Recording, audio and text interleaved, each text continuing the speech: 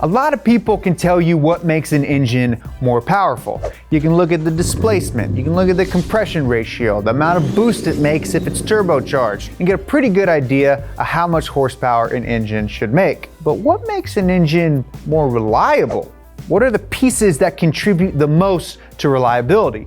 And what things do the most reliable engines have in common? We looked at a ton of engines, talked to mechanics, drove through junkyards, and today we're going to show you what we found out. What the most reliable engines have inside them, and then we're going to tell you how you can get an engine to go 1,000,000 miles. Let's go.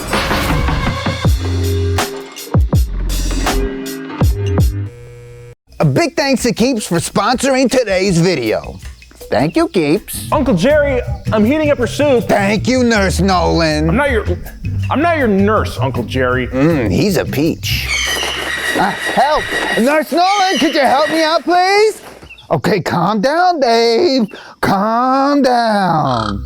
Ever since I took Dave out of the basement, he's been eyeing my melon like it's one of his precious eggs. I told him, this is no egg, Dave. I just happen to be one of the 2 out of the 3 guys to experience some form of male pattern baldness, but he wouldn't listen.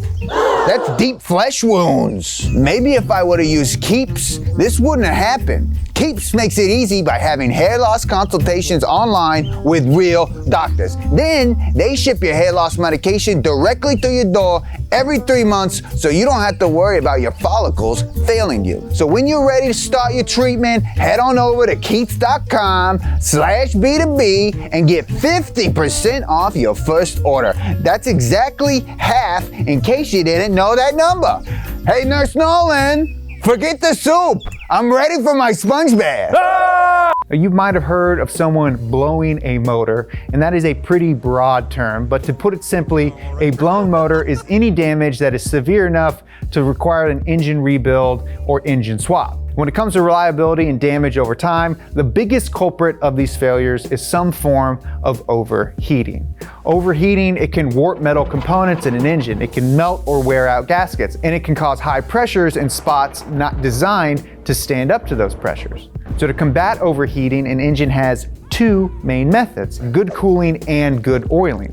Coolant gets chilled in your radiator, then flows through the engine, cooling the metals and gathering heat to take it back to the radiator to be cooled again. The pathways for the coolant have got to cool the entire block, not just the first few cylinders. In engines like the Toyota 3VZ, the coolant channels are a little too small, and in slow speed applications like off-roading, the radiator would struggle getting the coolant cool enough, and it would be too hot by the time it got to the furthest cylinders. That made for a pretty common failure point in the 3VZ's original head gasket. But the oil also prevents overheating. Engine oil is a lubricant between metal parts in the engine, and a lubricant reduces friction between those 2 metals, which means less heat. Now, engines that have high coolant and oil capacities tend to be some of the longer lasting, more reliable engines.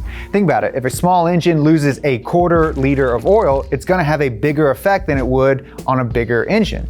Bigger engines got more oil, so that loss of oil has less effect on the total volume of oil in that engine. But it doesn't mean that you can't have a good small engine. Honda's F-Series and even Toyota's 22RE, I used to have one in my Toyota pickup truck. Friggin' love that thing. I drove it without oil for a long time. Hey, if you know where my truck is, call me, I want it back. My sister stole it. And one of the other things that can affect oiling is actually your fuel. Have you ever noticed that diesel engines tend to be more reliable than petrol engines? That's because petroleum-based fuel is a detergent. It cleans the microfilm of the oil off the cylinder walls, and then as the piston comes back up, that oil is no longer there. But diesel fuel actually acts as a lubricant and eases the wear on the pistons. Engines like the Mercedes OM617 and the Volkswagen 1.9 TDI can easily do over 300,000 miles. But overheating is not the only way that temperature comes into play with engine reliability. I'm talking about thermal expansion. Now, an engine has 2 main parts to it. It's got the head and it's got the block. The head is where the valve train is, and the block is where your piston rods and crankshaft are. In between them is the head gasket. Now, the head and block are 2 separate pieces so that the engine internals can be assembled. If it was just one piece, you'd never be able to get your pistons in there. So it's got to be 2 pieces, and the gasket in between those 2 pieces has got to be really good to prevent leaks. So now that you know that we got these two pieces, what material do you make them out of? You can make them out of cast iron. It's strong and cheap, but it's really heavy and it doesn't dissipate heat really well. Or you can make them out of aluminum. It's lighter and it's better for cooling, but it costs more and it expands more when more heat is put to it. It's like 1/1000th of an inch, but it's enough to get the precise parts of your engine rubbing against each other. An overheating cylinder can cause the pistons and rings to expand and damage the cylinder walls. And then when the engine cools again, you got more space there and you lose compression and start burning oil. That's all bad. Aluminum expands more than twice as much as cast iron with the same change in temperature. It's because of this that some very reliable engines have an iron block but an aluminum head. You get the heat release of the aluminum in the head but the rigidity of the iron block. This is obviously the best setup. In any engine with an iron block and an aluminum head should be good to go, right? Wrong.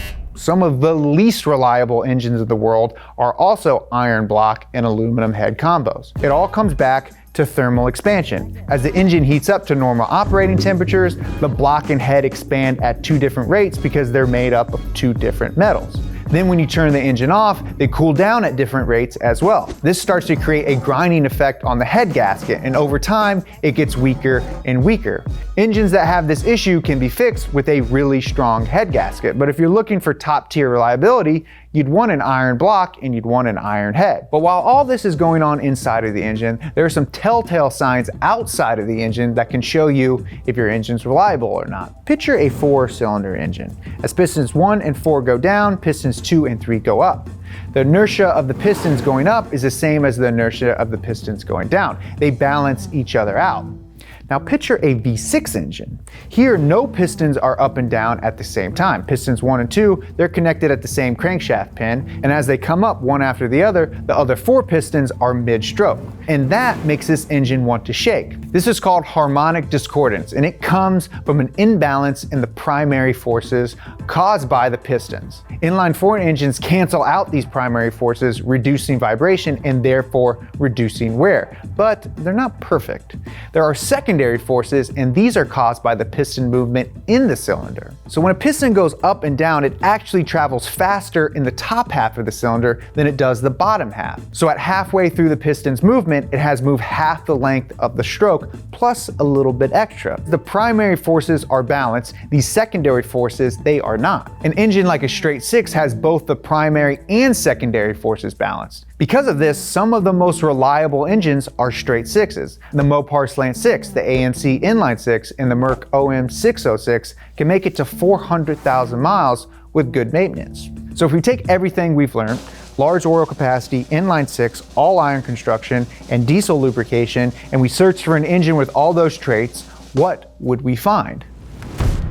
We are looking at the all iron, straight 6, turbo diesel, the Cummins 6BT 12 valve. This engine is so reliable, it outlasts the trucks that it comes in. Cummins actually has a 1,000,000-mile club. They send you a new cab plate to stick it on your truck once you reach that 1,000,000 miles. It's kind of like our own Donut Underground, where we'll give you free stickers every couple months with a bunch of other cool bonus stuff. You get to watch some behind the scenes of B2B and all our other shows. You need a Lexus first aid kit? Wow, I bet those Band-Aids are expired. Listen, they're not, I don't think Band-Aids expire, right? That's not a thing that's expirable.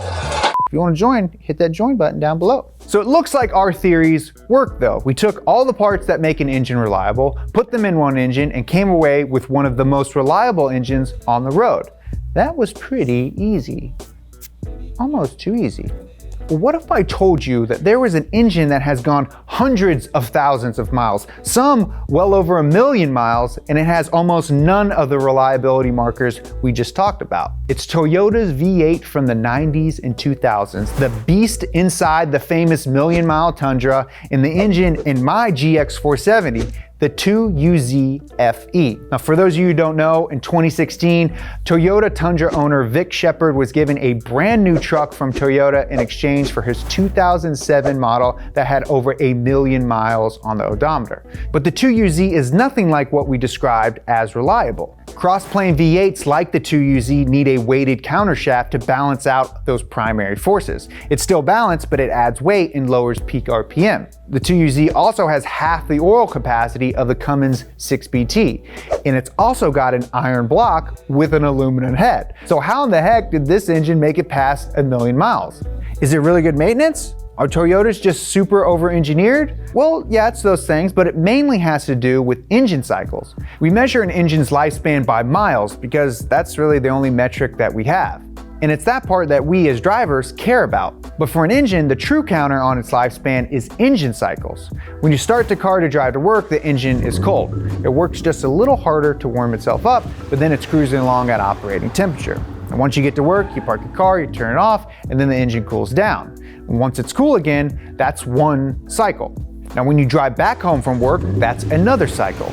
In each cycles, the metals expand and contract, but they don't really care how many miles you drive in between those cycles. Whether your commute is 2 miles or 200 miles, it's still only 2 cycles. Now, Vic Shepard's Tundra was a 2007 and it was gifted to Toyota in 2016, which means our buddy Vic drove 125,000 miles a year. That's 10 times more than the average person, but it's still only 10 years worth of engine cycles.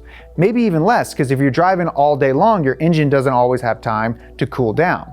Startup and cool down are the hardest times for an engine. If you've ever taken a warm glass out of the dishwasher and put ice water in it, there's a chance it's shattered right in your hand. The rapid change in temperature contracts the glass, weakening it. And the more drastic the change, the more stress it's under.